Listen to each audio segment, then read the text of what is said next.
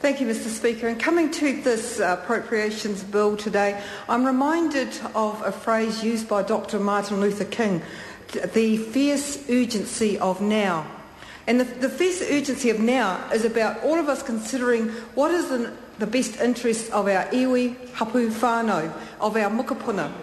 The appropriation bill provides us with a perfect opportunity to assess the progress the Māori Party has made in putting policy in place to make a better future for us all. Mr. Speaker, in this term, the Māori Party has secured more than $600 million for our people and convinced government to recognise Indigenous rights. No other party in the history of Parliament has achieved that. While there can be plenty said from the sidelines, the real action is alongside of government, and evidence of this is very clearly outlined in this bill. On the first page of the appropriations in Schedule 1, we see ample evidence in agriculture and forestry of the achievements we have made as a result of our negotiations with the government over the emissions trading scheme.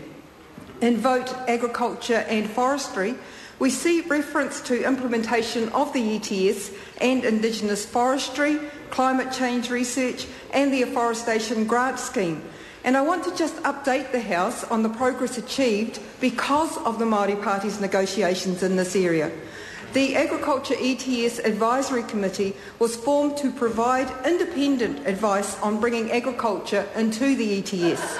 It included the strategic advice of Roger Pikia, the Chief Executive of Te Arawa Group Holdings, as well as Edward Allison, a sheep and beef farmer of Ngaitahu and Te Atiawa Whakapapa. In afforestation, the government has made a commitment to the iwi leadership group to investigate land that could be made available for carbon farming. It has also agreed that officials will work with the Māori Reference Group Executive to develop a standardised contract structure. In this respect, agriculture and forestry provide an excellent example of the type of progress Māori can expect when there is a strong and independent Māori voice sitting alongside of government. As constituents in Te Tai Tukarai have been telling us, it's better to be in the House, immersed in the action, than to be sitting on the outside washing windows and waiting. Of course, the ETS reaped far more benefits for Māori as a result of our negotiations than in these two areas on their own. Under our ETS negotiations, the Māori Party halved the petrol and power levy increase. Electricity would have increased by 10%, we got that reduced to 5%. Petrol and diesel prices would have increased by 7 cents per litre, and we got that to 3.5 cents. In terms of dollars and cents, that would have cost the average whānau about $165 more per year if the Māori Party did not intervene.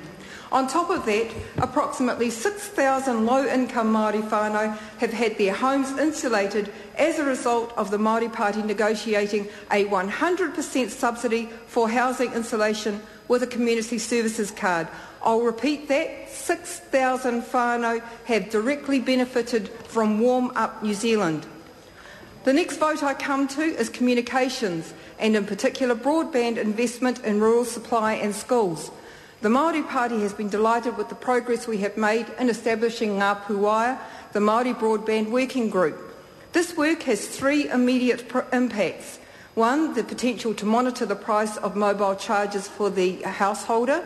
Two, the opportunity to increase digital accessibility for marae. And three, it will lead to employment and training opportunities in information technology. All the statistics show us that an estimated 20 to 30% of New Zealanders do not have access to digital technology. This includes people living in rural and isolated areas, Māori, Pacific peoples and other ethnic groups, people on lower incomes, people with disabilities and older New Zealanders. The broadband deal that the Māori Party has negotiated enables Māori to have access to cutting-edge technology while also providing opportunities for trade training and employment. The extended powers of Ngā Pūaia means that marae, kohanga, kura, wānanga, iwi runanga, Māori providers will also benefit from the rollout of the ultra-fast broadband. The next vote I want to refer to is education. I'm interested in the $5 million set aside as interventions for target student groups, the $3.5 million for support and resources for teachers, and the $2.6 million for strategic leadership in the sector. The Māori Party, in responding to the calls from our people, has been adamant that we need to lift the performance of key educational institutions if we want to achieve the outcomes we so desperately need to see. And so in the 2010-11 budget, we have been able to make the gains that Māori have been calling for so long. $9 million to support iwi to develop school community language initiatives. $3 million to Te Runanga Nui o ngā kura kaupapa Māori for curriculum and resources based on the philosophy of Te Aho Mātua. $8 million to realign kura transport assistance, which has been capped since 1995. $60 million to build new kura kaupapa Māori. $17 million to allow an additional 20 schools to participate in the Te Kōtahitanga teacher training program, which is in cultural competencies. $6.5 million for family-based literacy programs to all decile 1, 2 and 3 schools. Mr Speaker, I've heard various reports over the last few weeks from Labour List MP Mr Davis, who wants to promote education as part of a successful Māori future, or from former MP Mr Harawira, who speaks of his dream being that every child will be able to read, write and count. The Māori Party has far greater aspirations for all our tamariki. We're not just talking about wanting them to be successful, we are putting in place interventions so that they are. We are working with teachers to improve cultural competency. We are addressing transport barriers. We are supporting whānau to upskill in literacy. We are actively engaging with iwi. We are placing emphasis on te reo Māori. We are developing priorities that are designed to make education meaningful and relevant to all Māori children and young people.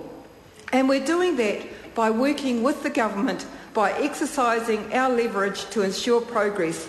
Finally, I commend the Honourable Dr Peter Sharples, the Minister of Māori Affairs, for the investments outlined in the Māori Affairs Appropriation to provide integrated whānau social assistance. This appropriation is the one which has been responsible for the provision of kai toka whānau.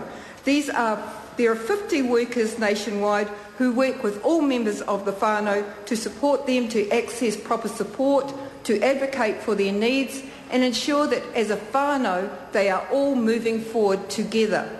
There are oranga whānau, which are kuia, who are put into communities that work with new parents to give them support and guidance on being good parents and to raise happy, healthy tamariki. We have developed a very successful Māra Kai program.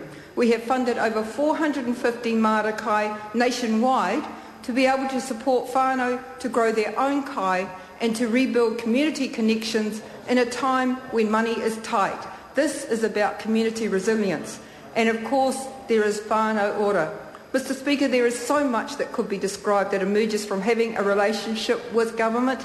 If anything, this update reminds us just how important it is to place the issues before the decision makers and the funders if we really want our aspirations to be achieved.